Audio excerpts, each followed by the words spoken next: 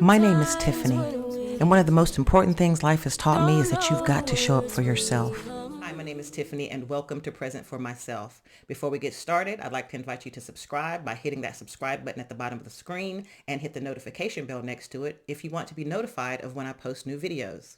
So let's get into it. It is okay to say no, even after you have said yes. It is okay to say no even after you have said yes. And for some people, that is a harder concept to grasp than it is for others.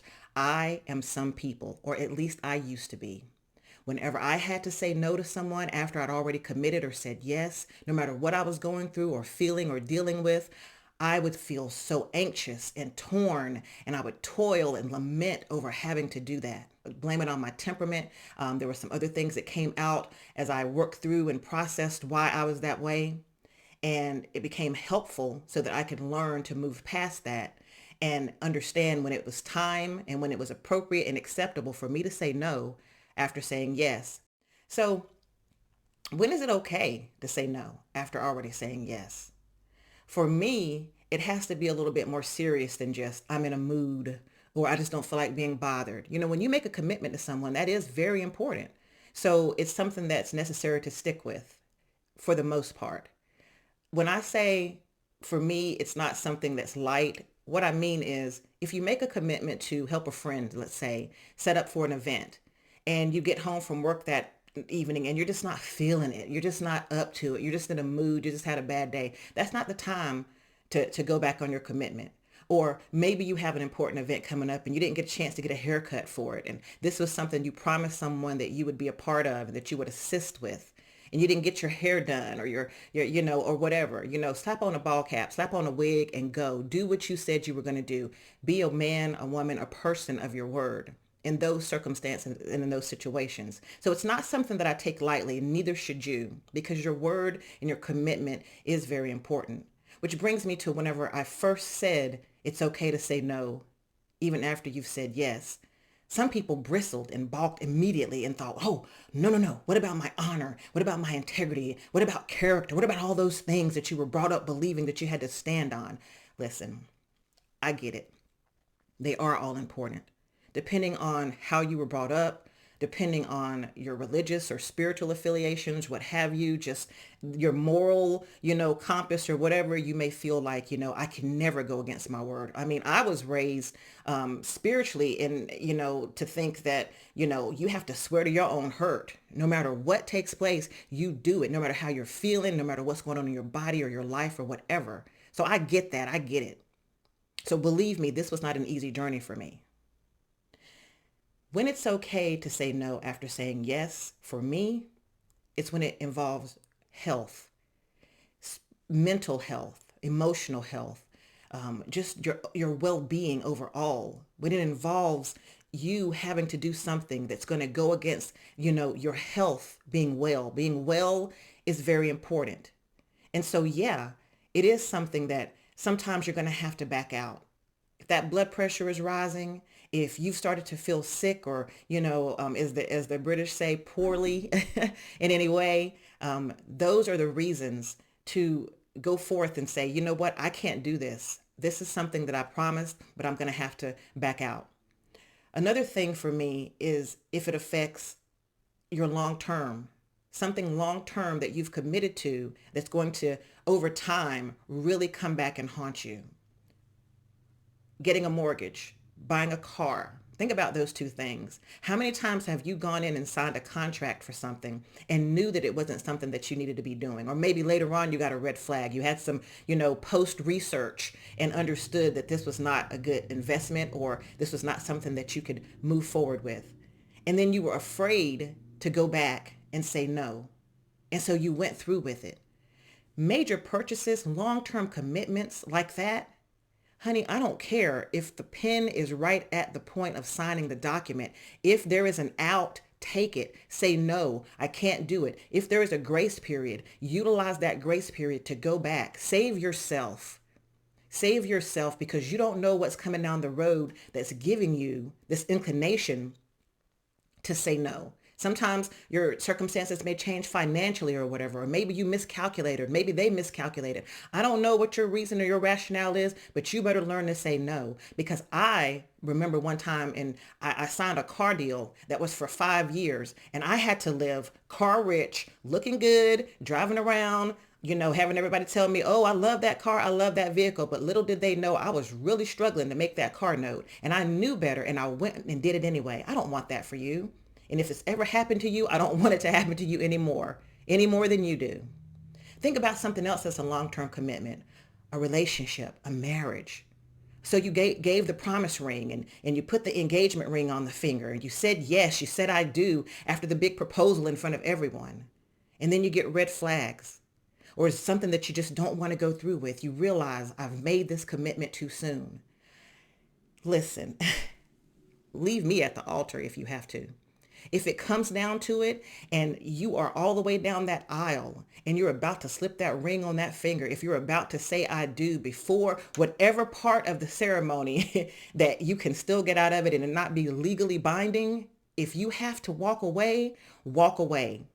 I know it sounds drastic, but better that in that moment and whatever that may cause or cost than a lifetime of hurt and pain, possibly even bringing children into the situation, all because you were afraid to say no. Believe you me, there are people who have done that. They've gone forward with something as serious as a marriage or a union and regretted it every day of their life after, and put people through all kinds of hell and turmoil as a result.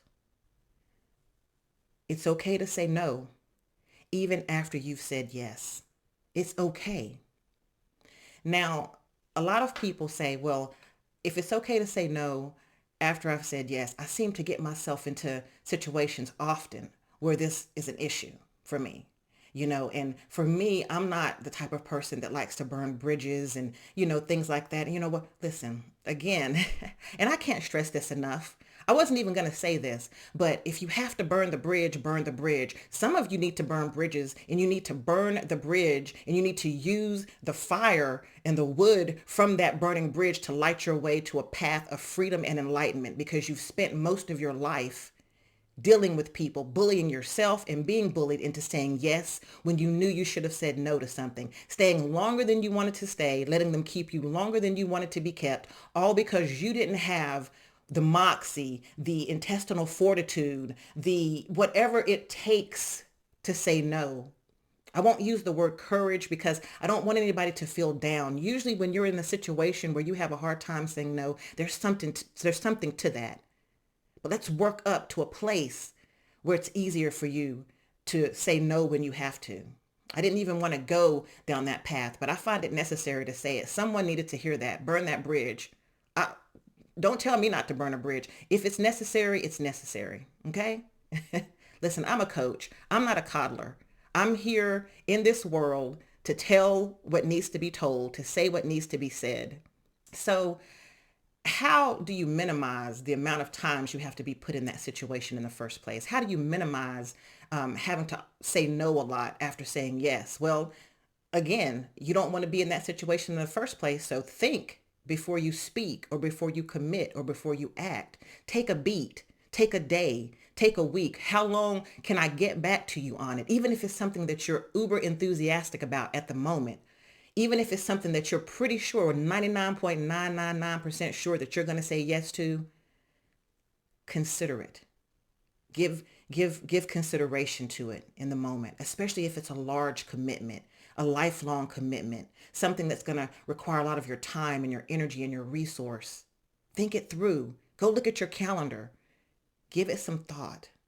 Also, one of the ways that you can minimize saying, not having to say no all the time after you said yes, is that you should already have some things that you're just not going to do. You already know, just because of the way your life is set up and because of the way your world is set up, that there's some things you're just going to say no to. So sometimes it's pretty easy. You don't always have to give people the benefit of, oh, let me mull it over and think it through, especially when you already know it's a solid no. Like, it's a hard pass. It's a no. It's a no for me. I won't be there. I'm not in agreement with this. I don't do that. I don't participate in this, whatever. So I can already tell you it's going to be a no for me. Say it, Say it kindly, say it, with love or whatever, or with respect, but say it. Yes, that's going to be a no for me. It's a no for me. So how do you approach informing someone that you're going to have to say no after you have said yes? Well, the first thing that you want to do is you want to be honest. You want to be honest as much as you can. You want to be as honest as possible. It doesn't mean you have to tell all of your business and all of that, but you want to let them know. It's okay to say, I bit off more than I could chew. It's okay to say, I am pushed to the very edge of staying stable at this point, of remaining stable. Or, maybe your body has been in pain, or you sense the warning signs in your body that you need to, let up in this moment, or you're having some sort of an emotional crisis, or whatever it happens to be. But be honest and let them know. So that's one of the ways that you can do that. Also, you want to approach it looking at it not so much like you're letting someone down, but depending on the reason you're saying no, you could be actually helping them. If your initial yes was just ego driven, because you have some people out here who are so ego driven that they'll say yes to something just because they're afraid of missing out. But then they'll get in there and do a horrible, terrible job. Or they'll promise themselves, I can learn it, whatever it is. I told them that I was a caterer. Well, I cook all right, but I really haven't had any experience catering, so I didn't tell them that part. And now the day is almost upon us, and you are charged with doing something you've never done before, and it's about to, be a catastrophe. Then you need to say, um, I'm sorry, I can't. I thought that I had the skill set to do this. I thought I would be able to pull it off, but I don't want your big day or your big event to go poorly because of something that I committed to that I can't pull off. I do not have the bandwidth mentally for that at this time.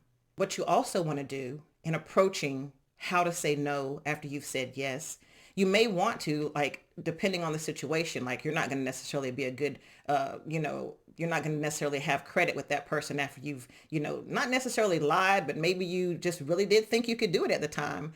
But if you can, if you're saying no after saying yes, and you do have the ability to assist them alternatively, then you may be able to do that. Listen, I really thought that I could make this particular meal, but it calls for a better skill set than what I have. My cousin is a professional chef, and he is on the ready to assist you. And I can call him right now, and he can be here, at a moment's notice to help go through the menu with you and assist you with this. They may want your assistance and they may not. So, try to provide some sort of an alternative for the person or some other options because, after all, they were depending on you. And then in even doing that, be careful because you might get caught up in trying to provide an alternative that takes just as much of your time as doing the initial thing. So be conscientious about that. Sometimes it's best just to let them know I won't be able to do it. I apologize. Have empathy about it. Be empathetic about it. I'm sorry. I know that if I was in this situation, I would not like it. I do apologize for this and show some empathy. But if you cannot do it, then you simply cannot do it. And that needs to be that on that. After all of that, whenever you look back over what we've talked about or what I've talked about with you today, if you're a person that knows you've always had an issue with this, or it's something that's, a consistent thing in your life, it's constant, you're always having to back out, or you're always having to push through and cause yourself a lot more harm than good because you've said yes to something that you should have initially said no to, then it might be time to do the work surrounding why you do that. It might be time for professional counseling or therapy to get to the root of it. For some of us, we have guilt complexes and shame complexes around saying no. Some of us have been bullied all of our lives into saying yes. And so we don't feel like we have the courage that it would take to say no when we need to say no. So, that some people were raised to be people pleasers where they were only validated whenever they did what a person wanted them to do. And they didn't have any agency over themselves except to do the thing that they were being asked to do. And only then were they shown love and affection.